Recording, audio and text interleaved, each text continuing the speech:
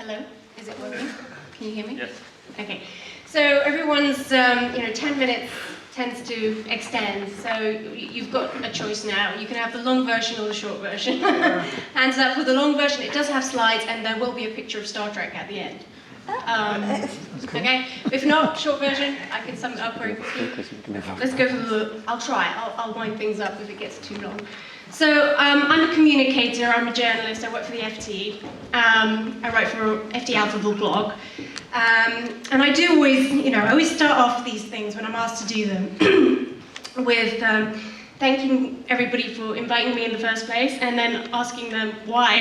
Because at the end of the day, I'm a journalist, I'm not an expert. I'm a communicator at best, and if I bring any value, it's because I spend my day researching, reading, and speaking to people who are experts. But luckily enough, I was fortunate to be trained by the FT recently in public speaking, and they told me not to do this sort of self-effacing start. So apparently people determine whether you're going to be a good speaker or not within the first 2 minutes or less. So you have to do a very good sort of, don't undersell yourself, you have to oversell yourself and then underdeliver. And interestingly enough, the guy who told me that was a kind of corporate PR type who was brought in by the FT. Usually he spends his day training the corporate sector how to deal with the media, but in this case he was training me on how to deliver myself to you guys. And I just thought that was a very corporate kind of thing to say. But I'm self-effacing, so I probably will underdeliver, sorry.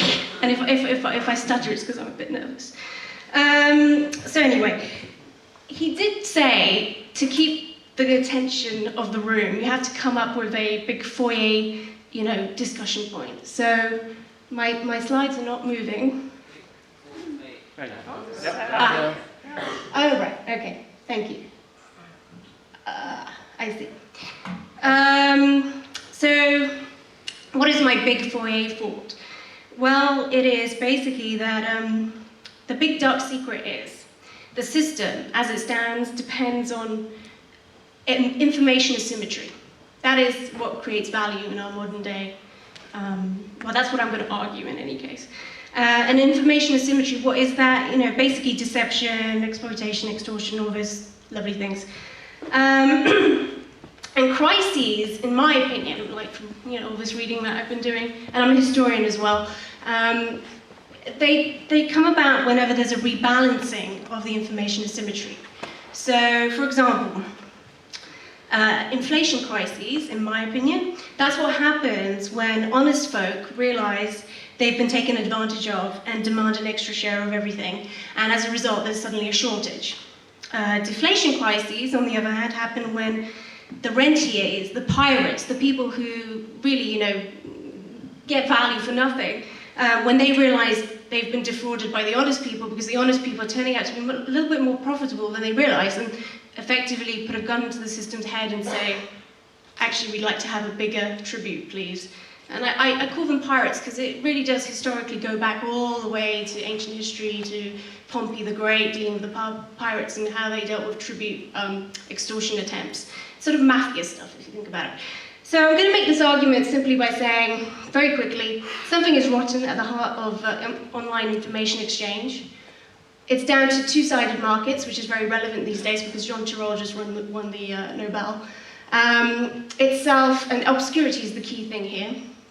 Then I'm going to say it's all down to the cocktail trap, which I'll explain in a bit. And only at the end do you realise the power of the dark inventory. Which is, I've put that in because I was asked to kind of tie social media with my stuff about dark inventory, which turned out to be quite a big loop, but let's hope I can do it. So, I've missed a slide. There we go. So who serves capital?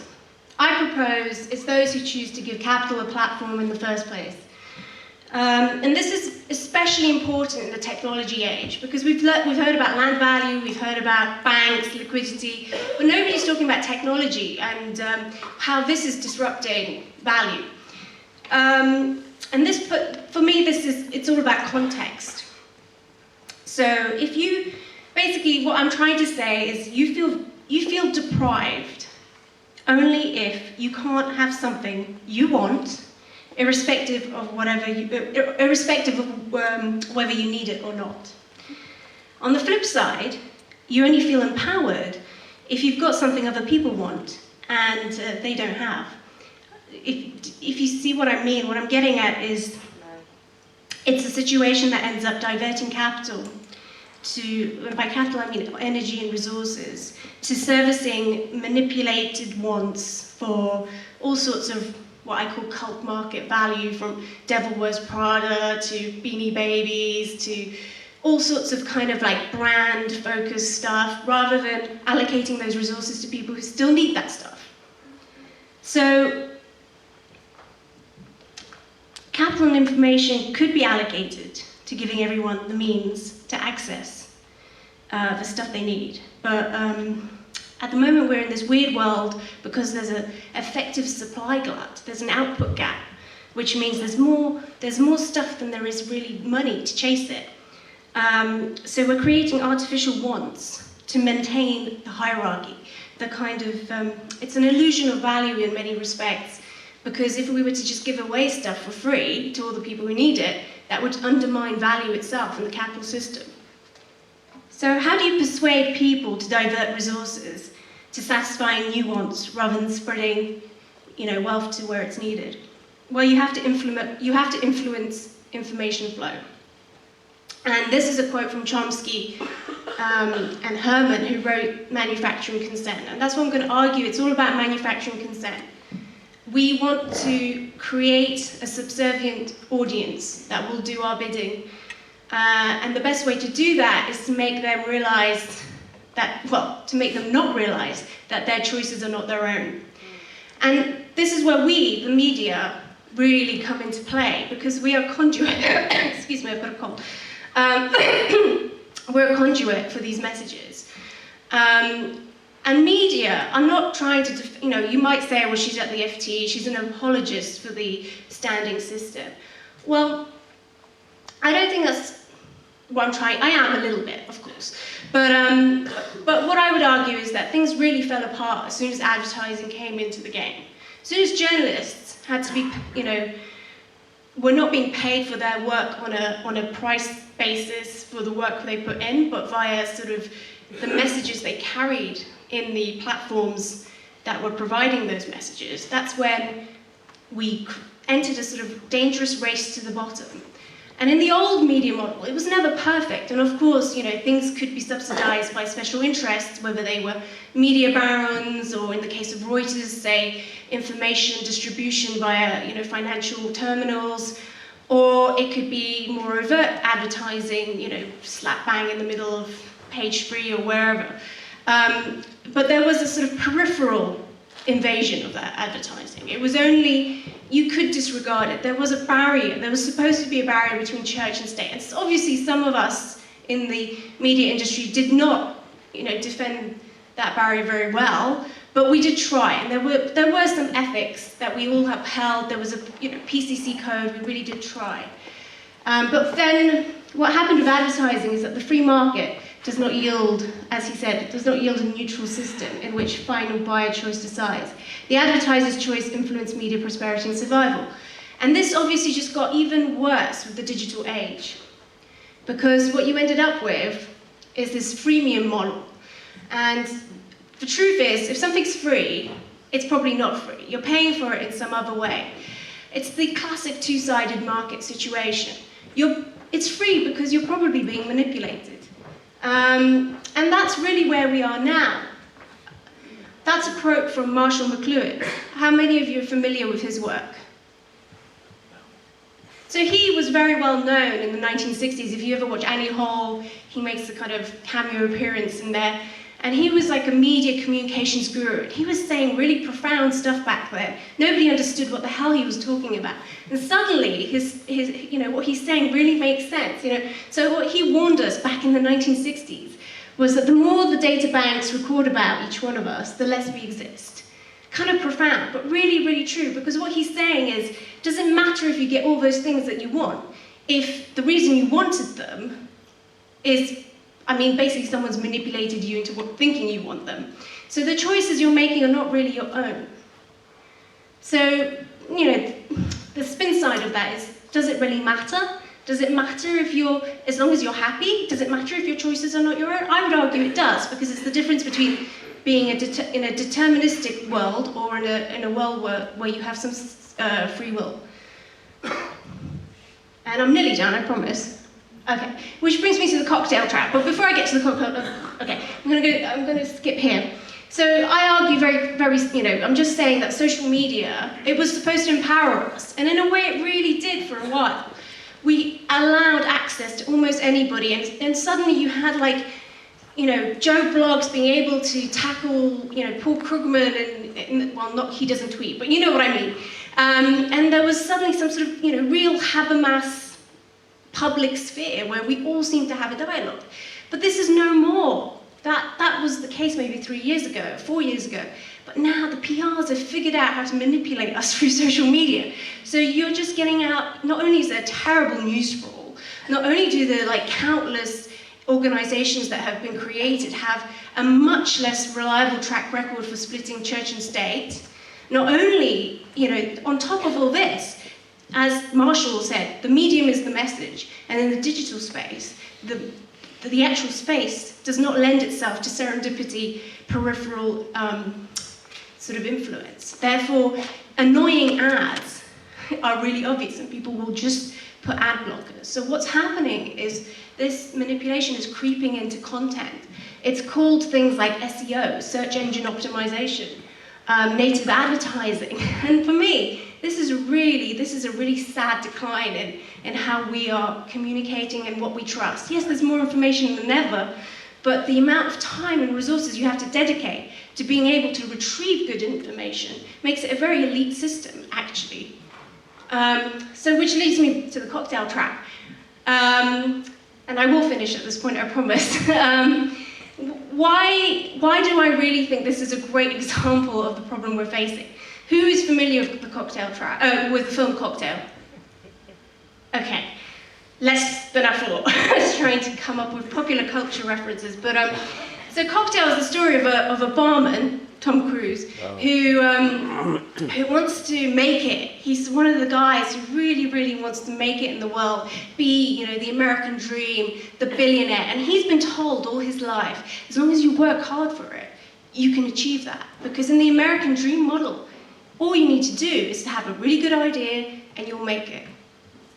And as the film evolves, basically this doesn't happen. His bar job becomes his real job, and essentially what we learn is that there's a better chance of meeting a rich chick than making it through the conventional grind. Probability-wise, it's just all against you. So you're never going to make it to the top tier through hard work, is what I'm saying. He does actually in Cocktail, but that's only because it's manipulated at the end because it's Hollywood. But that's what the cocktail trap is. It's the perception of being able to get to the top. So the point is, all stakeholders are equal, but the informed stakeholders are more equal than others. And that is so true when it comes to markets. Markets are about information asymmetry, about knowing something the other person doesn't. And that is why they suit psychopaths, because only a psychopathic person is going to not mind giving someone else a bad deal. And going back very quickly to Cocktail, it's interesting because there is a part in the movie where he wants to become a banker. And this is the irony about the banks. I know Occupy has a really strong message, against the banksters, but the truth is, there are only a few industries that allow you to project from that lower class to the top tier. And banking, for a small amount of time, was one of those acceptable channels. Because really, you're not going to do it through entrepreneurship, because the probability is against you. You're not going to do it through hard work, forget about that. So you're going to maybe do it as a criminal, possibly, but that's got risk in it. The system doesn't like it, other criminals stealing from it. So maybe you might make it that way. But in terms of acceptable flow to the top, banking was one of the most equalizing opportunities in the world, because it didn't care where your background was from, didn't care if you were from, a poor family or whether you were from a rich family. As long as you were ruthless and mean-spirited, able to not care about manipulating people. And when I say manipulating, I mean it in the kind of acceptable, regulated sense. And so dark inventory is just one of the products of this kind of information asymmetry where you pretend you have something that you don't, but it's all a big bluff. That's just more on the information paradox. I'm going to skip this slide, but basically it suggests efficient markets hypothesis doesn't really work. You never really have perfect information, because if you did, there's a paradox. There is energy that you have to put into retrieving information, and as a result of that, if you have perfect information, you have no incentive to look at a paradox.